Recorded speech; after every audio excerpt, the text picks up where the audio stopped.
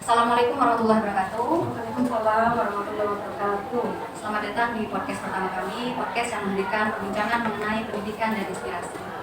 Pada kesempatan kali ini, kita sangat beruntung karena telah kedatangan narasumber yang sangat luar biasa. Beliau adalah guru matematika SMA Negeri 9 Malang. Tidak hanya mengajar, beliau juga sosok yang sangat menginspirasi. Melalui dedikasinya dalam dunia pendidikan, beliau telah banyak memberikan dampak positif bagi siswa-siswi. Kami sangat senang karena beliau bisa hadir dalam podcast kali ini. Tak berlama-lama lagi, langsung saja kita sambut narasumber kita, yaitu Ibu Yaloidah Maharani. Oke, terima kasih Ibu atas sambutannya.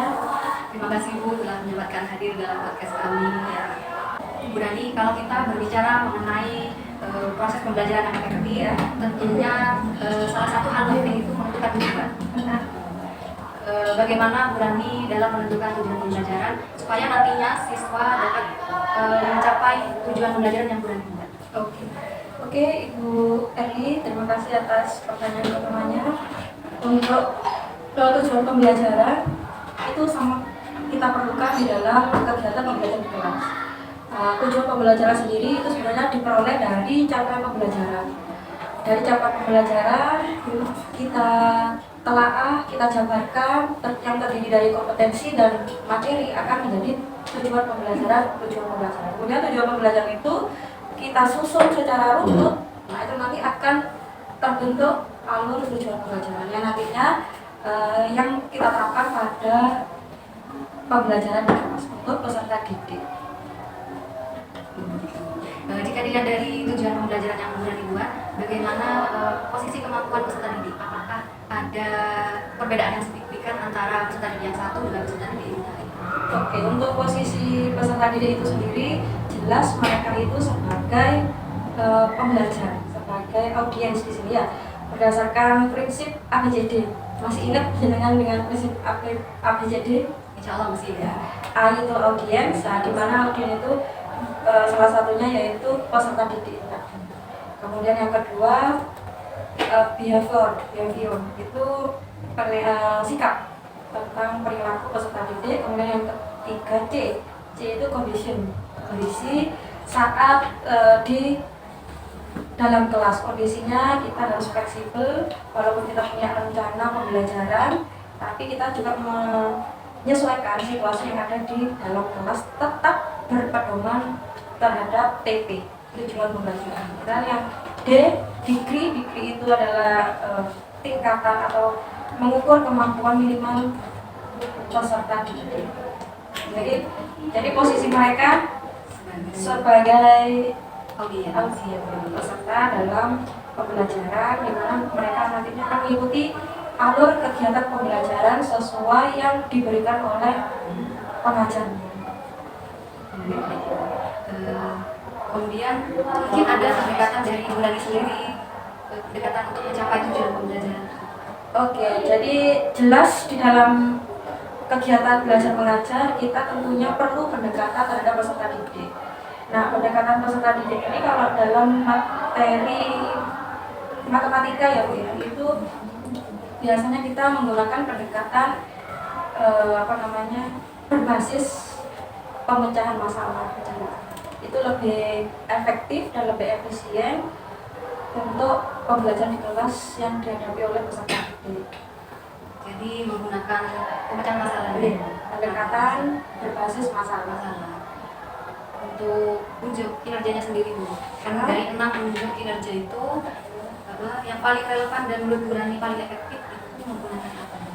Oke, ada unjuk kinerja. Unjuk kinerja itu sendiri kan merupakan apa? Penilaian atau apa ya? Pengukuran terhadap peserta didik melalui apa? Kegiatan mengamati pembelajaran di kelas. Nah, itu sebenarnya kalau unjuk kinerja yang cocok atau unjuk kinerja yang cocok untuk peserta didik dengan mapel mata pelajaran matematika ini, sebenarnya unjuk kinerja yaitu menyelesaikan permasalahan melalui LKPD, biasanya lembar kegiatan peserta didik. Biasanya seperti itu. Berarti unjuk kerja yang menurut Bu Rani efektif itu menggunakan LKPD. Iya. Jadi yang berbasis problem solving atau pemecahan masalah. Iya. Untuk kriteria penilaiannya Bu Rani sendiri, bagaimana Bu menilai apakah siswa sudah memahami dengan pembelajaran yang sudah diberikan, melihat dari tujuan pembelajaran yang itu bagaimana penilaian? Selain dari LKPD mungkin ada. Oke, untuk penilaian, kalau untuk penilaian peserta didik saat pembelajaran itu tentunya menyangkut 3 hal: penilaian pengetahuan, penilaian keterampilan, dan penilaian sikap. Nah, ini untuk penilaian pengetahuan biasanya kita beri pretest dan posttest. Pretest, jika pretest itu nantinya nilainya akan lebih meningkat saat posttest, maka di situ bisa disebutkan tujuan pembelajarannya tercapai.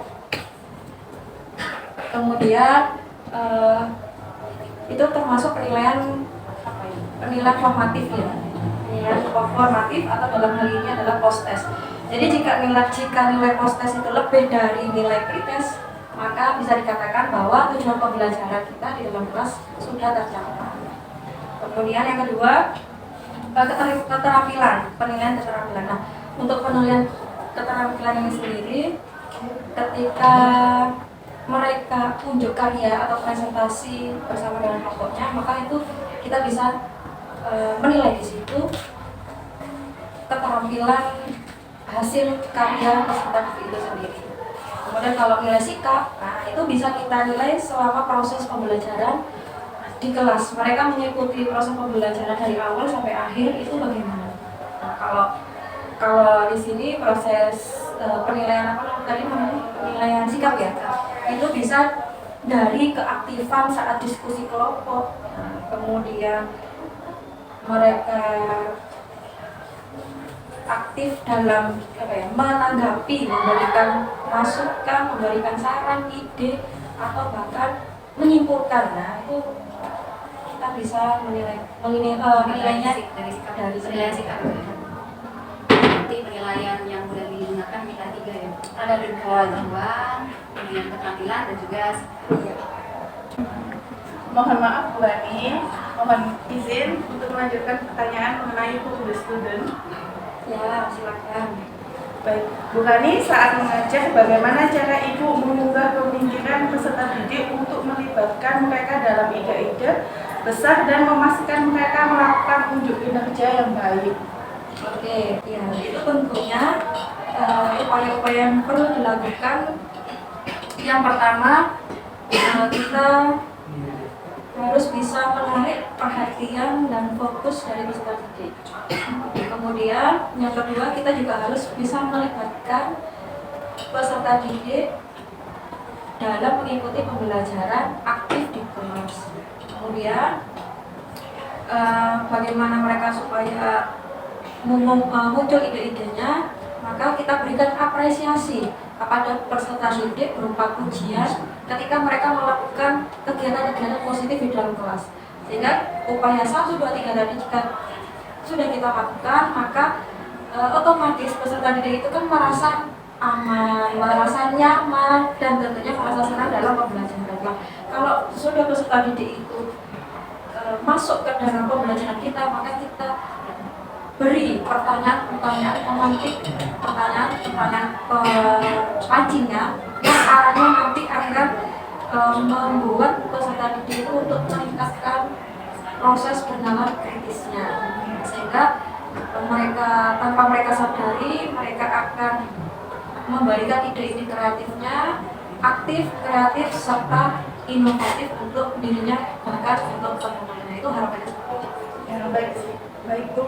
Dengan cara ini Bu Rani bisa mendorong siswa untuk berpikir lebih kritis dan aktif terlibat dalam proses pembelajaran.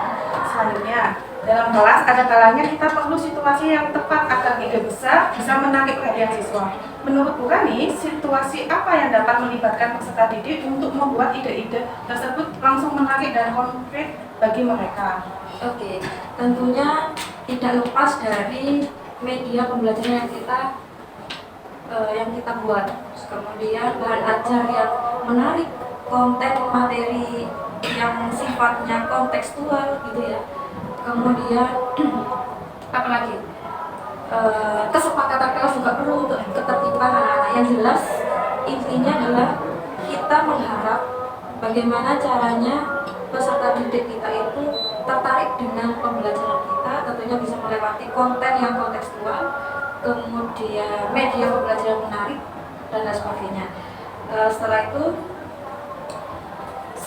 sampai mereka itu merasa senang, merasa nyaman tentunya untuk belajar di dalam kelas, ya, mengikuti tertib di dalam kelas, mengikuti dari awal sampai akhir. Baik Bu, bahwa menciptakan situasi yang relevan dengan kehidupan sehari-hari, siswa sangat efektif untuk membuat materi menjadi lebih menarik dan mudah dipahami. Selanjutnya, dalam menyampaikan materi, pendekatan seperti apa yang Bu Rani rasa paling efektif untuk membangkitkan minat dan rasa ingin tahu peserta didik terhadap materi yang diajarkan? Oke. Tentunya kita bisa melalui pendekatan-pendekatan individual.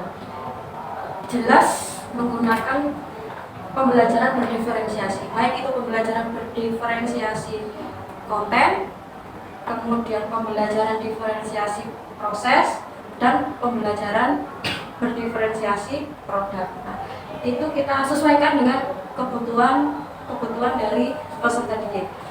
Nah, kalau kita sudah bisa menyesuaikan kebutuhan dan minat belajar peserta didik, fokus belajar peserta didik, maka kita akan lebih mudah menggiring, menyampaikan TP-TP-nya tadi, sehingga tercapailah target pembelajaran kita di setiap kegiatan belajar mengajar di kelas. Baik Bu, pendekatan yang Ibu Rani pilih pasti bisa membuat siswa semakin tertarik dan termotivasi untuk mendalami materi yang awalnya susah menjadi mudah. Selanjutnya, terkadang dalam pembelajaran situasi bisa menjadi cukup menantang. Apa peluang yang Bu Rani berikan agar siswa tetap bisa mempertahankan minat mereka, bahkan ketika keadaan pembelajaran terasa sulit?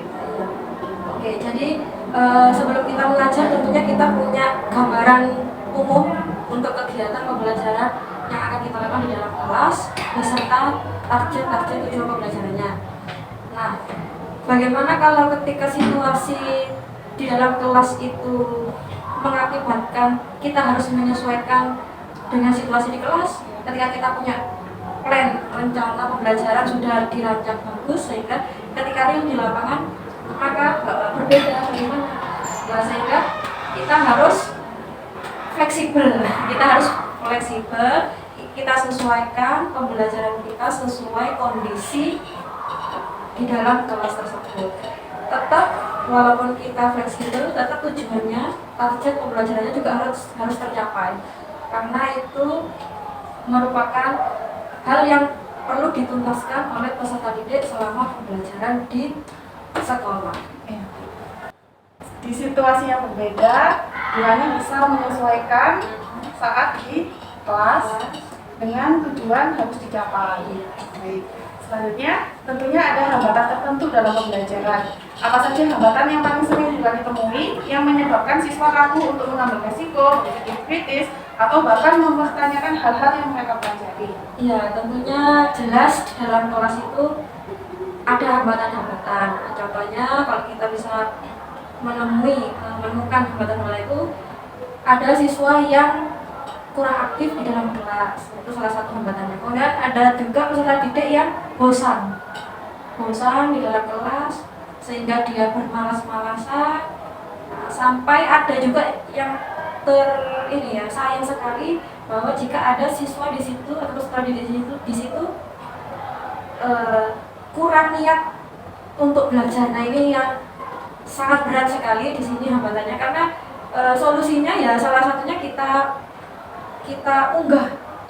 gugah semangatnya, motivasinya dengan kita tanya apa cita-cita anak-anak, gimana cara kita mulainya, dan niat belajar. Jadi kita memotivasi, memunculkan niat belajar dari peserta didik itu sendiri. Seperti itu, Bu. Iya, memang menciptakan ruang yang nyaman itu untuk belajar siswa sangat susah, tapi kita harus berusaha terbaik untuk melayani generasi penerus bangsa emas 2045. Ya, baik. Betul sekali. Selanjutnya kita akan berlanjut ke pertanyaan eksplor. Ya. Bu Kani, dalam proses pembelajaran, bagaimana cara Ibu mengajak peserta didik untuk mengeksplor ide-ide besar dan pertanyaan-pertanyaan penting yang relevan dengan materi yang diajarkan? Oke, terima kasih. Untuk menggali informasi bagi peserta didik, tentunya yang pertama kita memberikan referensi-referensi. Referensi itu bisa berupa buku pegangan peserta didik, bisa berupa tutor pembelajaran, atau bahkan kita bisa memberikan video pembelajaran tentang materi yang sedang mereka terima di dalam kelas. Baik, mendorong siswa untuk mengeksplor ide besar pasti akan mengasah kemampuan berpikir kritis mereka dan membuat mereka lebih terlibat dalam pembelajaran.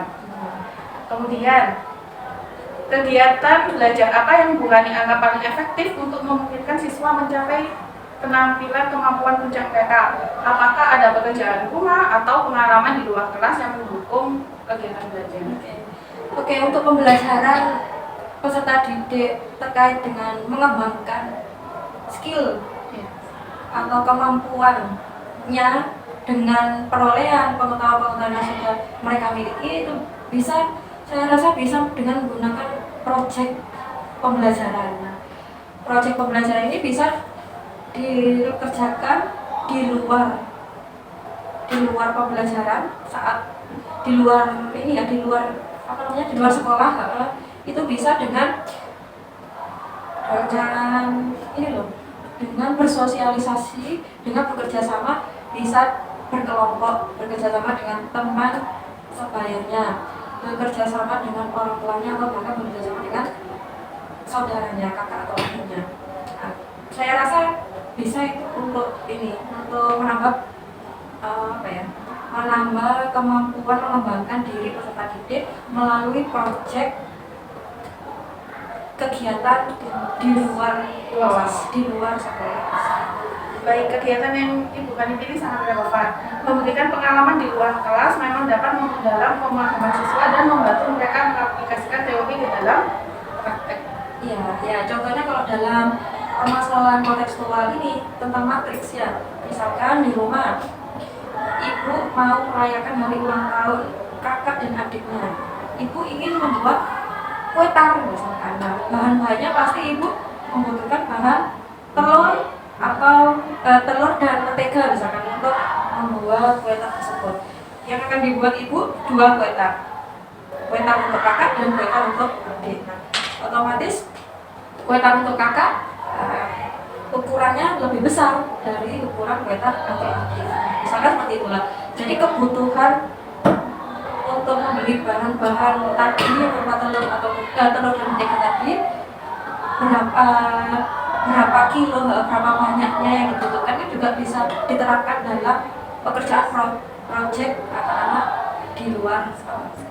Misalkan anak-anak akan mewawancarai, tanya kepada ibunya, ibu kalau membuat kue tart kakak kemarin butuh berapa kilogram telur, butuh berapa ons mentega. Nah, kalau adik belinya totalnya berapa, itu bisa, kalau begitu berapa harga 1 kilogram telur dan berapa harga 1 ons mentega, kan bisa digunakan. Saya rasa bisa proyek kegiatan sebagai tambahan pengembangan di luar sekolah. Baik, kita melanjutkan pertanyaan mengenai fitting. Oke, silakan. Pertama, ketika siswa mulai merenungkan pemahaman mereka tentang ide-ide penting, bagaimana Bu Kani memandu mereka untuk berpikir kembali dan merevisi pemahaman tersebut? Oke. Baik, terima kasih atas pertanyaannya. Untuk mengulang kembali tentang materi yang sebelumnya, kita bisa memberikan pertanyaan kepada peserta didik. Misal, pembelajaran hari ini adalah tentang menyelesaikan permasalahan bentuk persamaan matriks. Nah, berarti kita harus mengulas kembali, mereview kembali tentang materi pengetahuan prasyarat peserta didik tersebut ya. Materi prasyaratnya perlu kita gali terlebih dahulu di awal. Kenapa? Karena itu merupakan bekal untuk peserta didik melanjutkan pembelajaran pengetahuan barunya. Jadi bisa menggunakan langsung kita tanya apa determinan itu, karena determinan itu merupakan materi prasyarat dari penyelesaian persamaan materi. Determinan itu apa, simbolnya bagaimana, rumusnya bagaimana, itu kita katakan kembali. Kemudian inverse materi itu apa, rumusnya bagaimana, seterusnya, simbolnya bagaimana ya. Iya. Baik. Proses revisi yang Bu Ani terapkan benar-benar membantu siswa untuk menerus berkembang dan memperbaiki pemahaman mereka, bukan hanya menerima begitu saja. Selanjutnya, selain itu, bagaimana Bu Ani melihat proses revisi yang dilakukan? Apakah siswa diajak untuk melakukan revisi pada produk atau pertunjukan mereka setelah menerima umpan balik atau penilaian diri? Oke, untuk proses revisi peserta didik. Untuk proses revisi peserta didik itu saya rasa ada 3 hal yang perlu diperhatikan. Yang pertama itu tentang perbaikan hasil karya peserta didik melalui masukan dari teman, tanggapan, saran dari guru dan lain sebagainya. Itu bisa untuk modal perbaikan hasil karya peserta didik itu sendiri. Kemudian yang kedua dari ini kontrol produk, kontrol hasil karya. Bisa dengan ini mendokumentasikan. Tujuannya apa? Tujuannya supaya menghindari kesalahan yang sama untuk produk berikutnya, untuk karya berikutnya. Yaitu kontrol, sebagai kontrol produk. Baru yang ketiga, perbaikan revisi produk. Revisi produk itu berarti ini nantinya itu arahnya ke peningkatan hasil produk. Artinya apa? Produk tersebut lebih diterima. Jadi kita bisa mengevaluasi produk tersebut di akhir setelah mereka presentasi, setelah mereka menunjukkan karyanya. Kemudian dari karya tersebut mereka sudah mendapatkan masukan baik dari teman sejawat ataupun dari guru. Kemudian sebagai kontrolnya mereka mereka harus meminimalisir kesalahan untuk produk berikutnya ketika pembelajaran selanjutnya.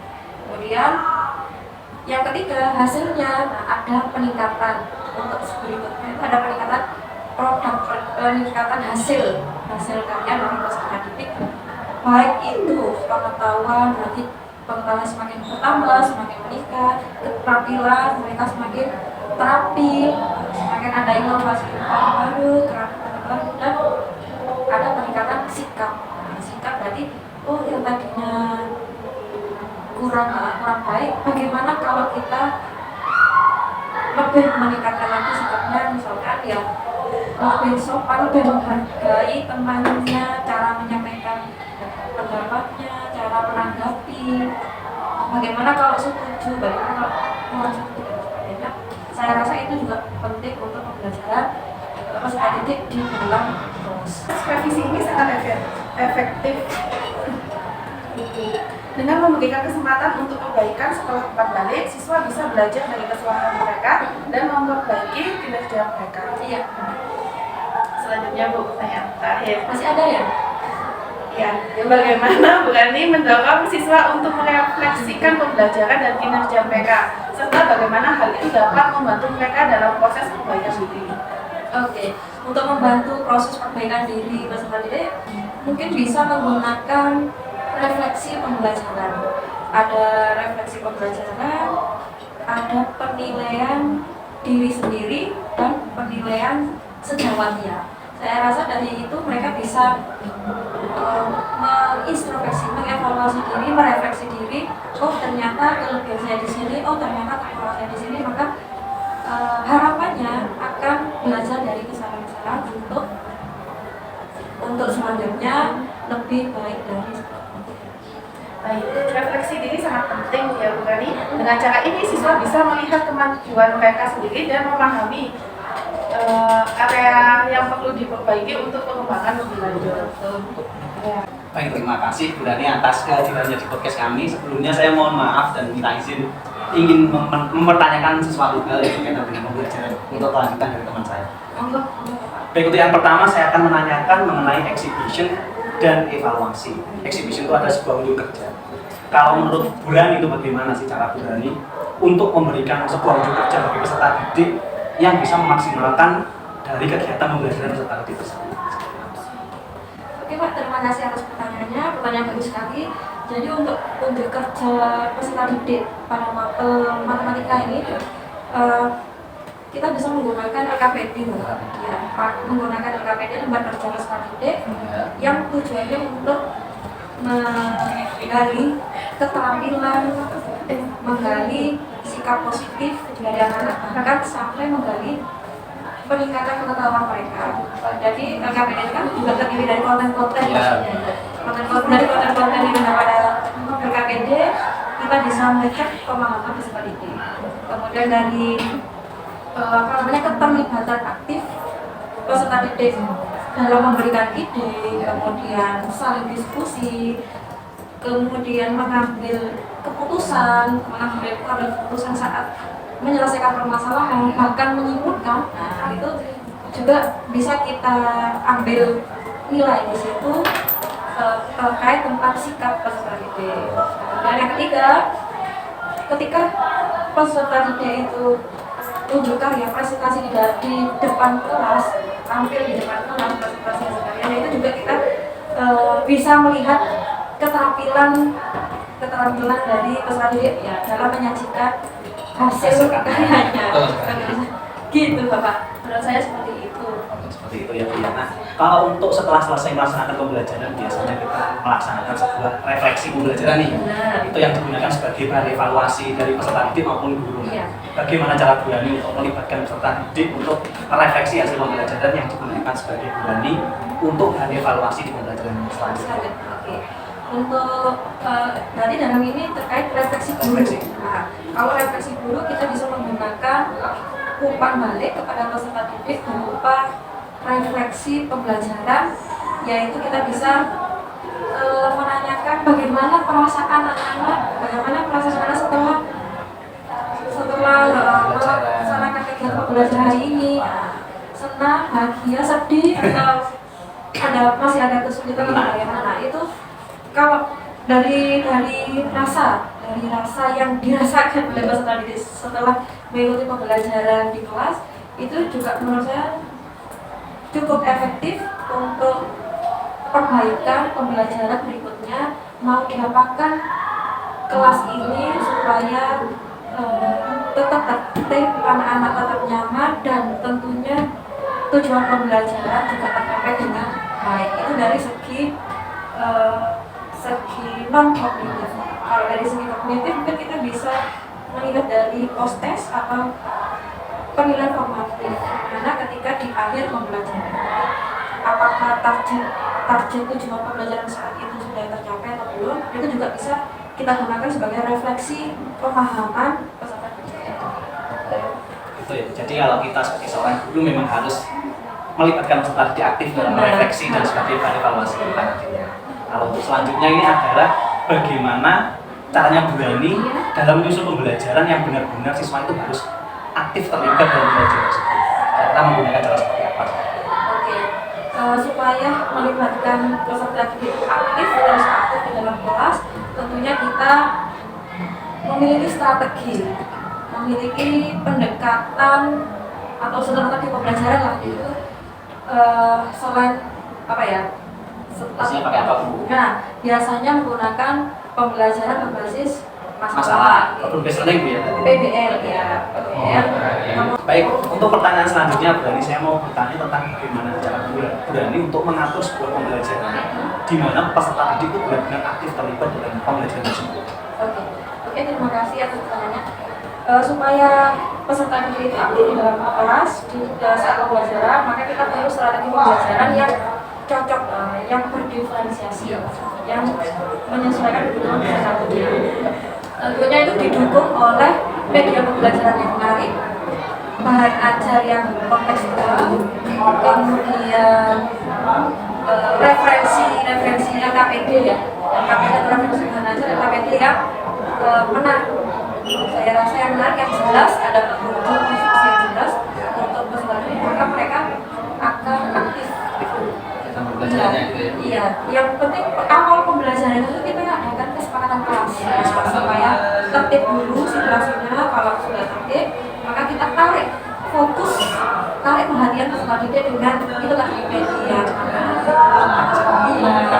Kalau sudah tertarik, dari proses pembelajaran kita bisa memberikan KPD juga kontennya yang kontekstual, baik ending juga tetap terstruktur sistematis sampai akhirnya. Ya, pedoman terhadap TP. Apakah suatu saat itu Bu Lani pernah berada di kondisi yang dimana rancangan yang sudah disusun dari awal tiba-tiba harus berubah ke rancangan yang lain yang disebabkan oleh satu dan lainnya? Tentunya pernah. Pernah ya? Kalau pernah itu berapa sih? Karena apa bisa terjadi? Penyebabnya kita menyesuaikan kondisi kelas Pak. Jadi kalau misalnya kondisi di kelas taruhlah sederhana saja, kita sudah punya rencana bahwa nanti anak-anak siswa akan saya bentuk kelompok, satu kelompok 4 orang, totalnya 32 siswa, 32 orang. Nah, ternyata ketika di lapangan misalkan tidak 32 orang, sehingga tidak dapat membentuk satu kelompok 4 orang asing. Sehingga di sini kita juga harus punya alternatif strategi untuk bagaimana mengelompokkan peserta didik. Seperti itu yang pertama. Dan ada lagi yang kedua yang pernah saya temui itu misalkan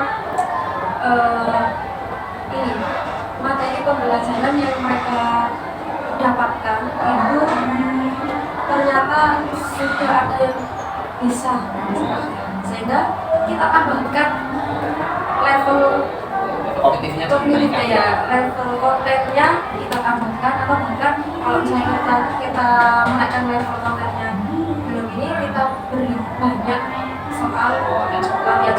Jadi kita menyesuaikan pembelajaran, menyesuaikan kondisi siswa di kelas. Gimana kalau menurut jenengan bagaimana? Baik, betul sekali. Kalau untuk cara dalam melibatkan peserta didik jika suatu saat kondisi yang tidak sesuai dengan harapan kita, itu adalah sebenarnya kalau kita pertama kali harus mengetahui kemampuan awal. Ya, kemampuan awal kognitifnya kita ketahui dulu seperti apa. Apakah kemampuan awal sudah sesuai dengan rancangan kita? Kalau kita tidak sesuai dengan rancangan kita, berarti kita harus mencari solusi lain di pembelajaran yang seperti apa, namun yang tetap menerapkan diferensiasi pembelajaran, di mana peserta didik harus tetap disesuaikan dengan kebutuhannya dan harus tetap terlibat aktif di dalam. Biasanya contohnya apa Pak? Kalau contohnya apa dan masa saat itu realnya mengatasinya bagaimana? Kalau salah satu contoh yang saya pelajari di SMA 9 ini itu memberikan sebuah tes awal tentang anggap saja materi yang saya pelajari dan anak-anak di kelas itu adalah mengenai operasi matriks. Jadi operasi matriks itu kan hanya ada penjumlahan, pengurangan dan kali. Bagaimana kita di awal mau menjelaskan tentang penjumlahan dan pengurangan saja pada saat itu, tetapi pada tahap tes di diagnostik kognitif awal ternyata anak-anak sudah bisa mengerjakan bagian perkalian, bahkan sampai loncat kognitif seperti itu. Berarti rencana kita sebelumnya yang hanya penjumlahan dan pengurangan, kita langsung tambahkan dengan perkalian di sana. Seperti itu. Baik, kalau untuk pengalaman Bu Lani saat mengajar, kira-kira pembelajaran yang paling efektif yang pernah Bu Lani lakukan itu pada saat di kelas mana dan pembelajarannya seperti apa? Pada saat itu yang paling itu adalah di kelas 11-8. Pembelajarannya seperti apa? Mereka sangat tertib Bapak dari awal sampai akhir. Semua siswa mengikuti dengan baik. Ya, mungkin disebabkan oleh yang pertama, saya memberikan kesepakatan kelas di awal untuk menertibkan anak-anak. Kemudian yang kedua, saya membuat media pembelajaran yang gimana caranya fokus anak-anak bisa tertarik dengan kelas. Kita juga memberikan LKPD dengan petunjuk yang jelas, hukum yang mudah dipahami.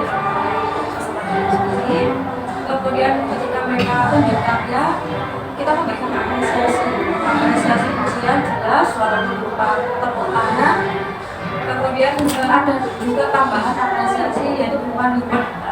Dalam hal ini hadiah Pak. Itu mereka cukup tertarik. Kemudian terakhir kita berikan formatif pembelajaran. Nah itu untuk melihat mengerti seberapa jauh, seberapa dalam peserta didik saya itu memahami materi yang sudah saya jelaskan. Dan tak lupa juga kita berikan refleksi pembelajaran untuk mengetahui juga kondisi hati, rasa yang dirasa oleh peserta didik setelah melakukan proses pembelajaran di kelas. Bagaimana itu sebagai refleksi saya. Jika ada kurangnya, kita akan berbagi di pertemuan berikutnya. Iya gitu. Gitu ya. Ini ada pertanyaan terakhir kali untuk menghindari penulisan atau pemahaman materi dalam mengajar di kelas. Itu langkah berani itu seperti apa sih? Langkah yang paling tepat seperti apa? Oke, untuk menghindari kesalahan pemahaman kita dalam menjelaskan materi atau mungkin kesalahan penulisan di dalam kelas matematika itu lebih erat dengan kaitannya dengan notasi ya, notasi yang mungkin bahasa simbol seperti itu. Kira-kira bagaimana sih langkahnya? Oke, untuk meminimalisir kesalahan tersebut, tentunya sebelum pembelajaran kita sudah mempelajari materinya yang baik. Untuk meminimalisir penulisan yang salah, kita kurangi dulu untuk menulis secara langsung di kelas. Kita gunakan bahan aja, kita gunakan media pembelajaran, itu juga menarik dan mengurangi kesalahan dalam tulisan. Kalau memang kita sudah sering menuliskan simbol-simbol tersebut, maka kalau mau menuliskan di papan tulis pun nggak masalah. Ya, kalau misalkan dasar-dasarnya juga kita, kalau matriks dan elemen satu dengan elemen yang lain itu harus boleh dijaga. Nah, itu juga harus, kalau kita mau menuliskan secara langsung di papan, nah kita juga harus, sebelumnya kita juga harus sudah memikirkan. Nah, kalau misalkan setelah kita tulis ternyata ada kesalahan, sebenarnya wajar karena guru itu juga manusia. Iya, betul sekali. Jadi kalau misalkan kita sudah menyadari bahwa ada kesalahan penulisan, itu langsung kita betulkan, kita rawat. Mohon maaf anak-anak semuanya, ini ibu rawat penulisnya tadi salah, yang benar seperti ini. Kalau misalkan mau dijelaskan juga boleh. Kenapa per 1, per 2 tidak boleh menuliskan menggunakan tanda miring? Nah, itu untuk menghindari kesalahan. Kalau pecahan campuran dengan perkalian bilangan, pecahan biasa dengan bilangan peserta, nah itu supaya tidak terjadi kesalahan. Jadi menulis per yang benar adalah 1/2. Kalau kali kesepakatan kali titik, ya kali titik. Kalau misalkan bagaimana menuliskan 10.000, berarti kalau misalkan 10.000, kalau yang tadi kalinya titik, maka kita bisa mengganti kalinya itu pakai simbol silang, sedangkan 10.000 pakai titik 10. Untuk variabel x bagaimana? Ya pakai x latin. Jadi hati-hati, memang kita matematika itu memang bahasa simbol, jadi kita perlu hati-hati hal-hal yang sangat sederhana itu, karena memang sangat mempengaruhi pengetahuan peserta didik. Kalau operasi matrik bahwa, nah ini perkalian, mencari determinan dari matriks A. Diketahui matriks A adalah matriks yang elemennya adalah A, B, C, D. Maka mencari determinan matriks A adalah, nah, kalau kita biasakan rumusnya adalah A, D, B, C. Nah ini hati-hati, ini sebenarnya sangat sederhana. Ini kalau anak-anak paham arti AD nggak masalah. Tapi kalau ada anak yang belum memahami arti AD, ini akan bermasalah dari sekarang dan seterusnya. Jadi sangat penting sekali mengartikan, memberikan arti bahwa AD itu artinya A dikali D. Makanya kalau mencari determinan matrik A, rumusnya adalah A dikali D dikurangi B dikali C. Nah itu juga harus detail ya. Jadi supaya minim salah dan siswa tetap tertarik, kemudian siswa tetap aktif dalam belajar, itu memang solusinya membuat media pembelajaran ya. Jadi karena kalau kita membuat media pembelajaran itu kan kita ulas kembali, jadi minim, saya rasa minim untuk salah. Terima kasih banyak berani atas waktunya. Ada tambahan nggak? Kalau menurut saya tambahkan sedikit aja. Kalau untuk penulisan notasi dalam matematika atau bahasa simbol, ini kalau dari saya pribadi nih Bu ya. Kalau dari saya pribadi itu kita menekankan yang namanya konsistensi dari awal. Kenapa konsistensi penulisan notasi itu perlu dan penting? Karena satu, jika anak-anak di awal sudah memahami bahwa A kali D, penulisannya adalah A dengan simbol silangnya, kalinya adalah silang D. Tiba-tiba kalau di belakang kita ganti tiba-tiba menjadi AD atau A titik D. Kalau dari awal tidak dijelaskan, berarti anak-anak kesulitan untuk tidak paham apa maksudnya. Ya, masuk ya. Jadi memang memang titik kali dengan variabel X ini hati-hati. Makanya setiap pembelajaran, makanya perlu membaca. Jadi A, D, B, C itu dibaca gimana nak? Nah, paling tidak mengulas membaca. Jadi kalau mereka bisa membaca berarti bisa dibilang mereka paham. Karena operasinya memang A kali D dikalikan.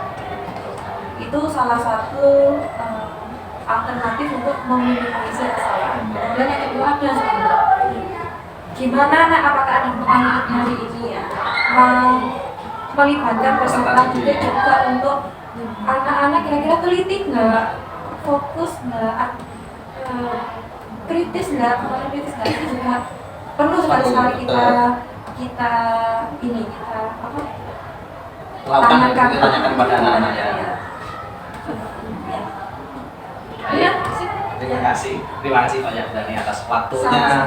Sudah membantu kami, sudah datang ke podcast kami untuk membahas tentang pendidikan dan pembelajaran di SMA Negeri 9 Kota Malang.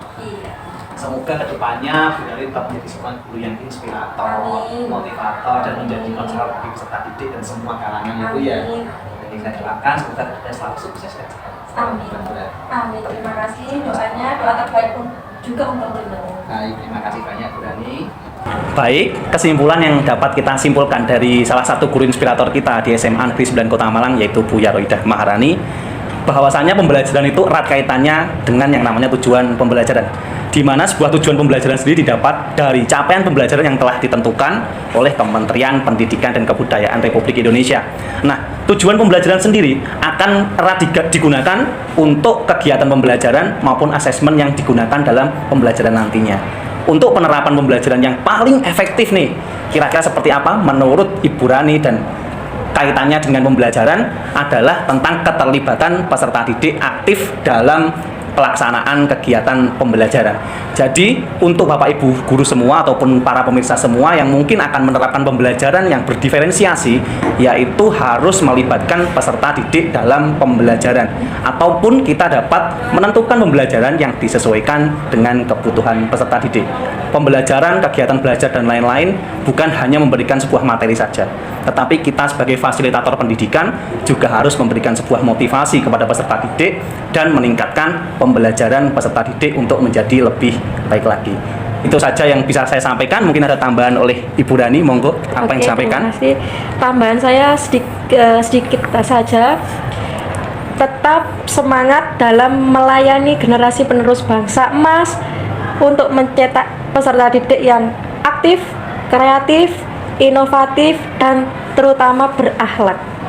Oke, begitu, terima kasih. Baik, terima kasih pemirsa atas kajian atau penyaksian para pemirsa semua dalam podcast kali ini yang bertema pendidikan oleh salah satu guru inspirator di SMA Negeri 9 Kota Malang, yaitu Ibu Yaroidah Maharani. Sampai bertemu lagi di podcast kita selanjutnya.